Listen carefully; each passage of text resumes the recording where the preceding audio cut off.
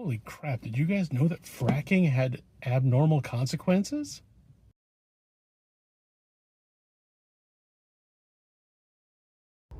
So for today, I watched Splinter.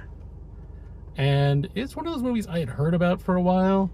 Like, I actually remember seeing the trailer back in the day, but it was in this weird period where it was harder to find stuff because it wasn't all most of it wasn't streaming, and stuff was still out on physical media. So if nobody had it, you couldn't watch it.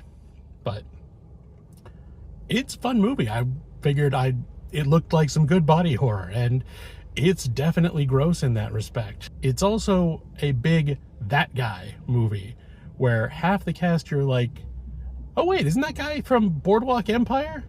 And, oh yeah, I saw that guy in an episode of The Expanse. Wait, was she on the host of Wipeout? Wait, is that Skinny Pete from Breaking Bad? Seriously, that's the majority of the cast right there. So you're just like, I've seen most of these people in stuff before, which is kind of cool. But yeah, I mean, this movie, it doesn't really go into the exactly how everything goes down. Or let me rephrase. They don't go into the how everything started.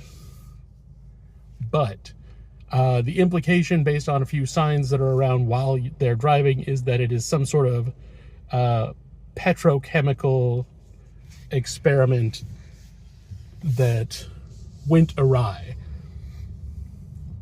And bad times were had by all.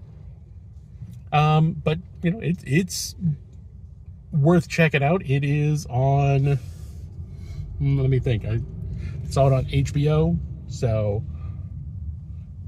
it's pretty easy to find. I know, like, I saw, like, I think it was on Netflix too, so you got a couple different choices at least. It gets a little gross in the effects because most of it is practical. They do some camera work to help cover up some of what you have to assume is a little bit of goofiness with multiple heads on somebody, and it's fun. Honestly, it wasn't scary, but not just to me. Like, actually, like, my son ended up walking in and he sat and like watched it, and he was like, I liked the lighting, and I liked the way that it was shot mostly, but the fact that there was no sound at the end was confusing. And I think he meant like nothing beyond like the monster itself doesn't really make any noise aside from movement, and it makes this weird skittering sound. But yeah, it's worth checking out. It's a little over an hour and a half, but I will be back with another one tomorrow.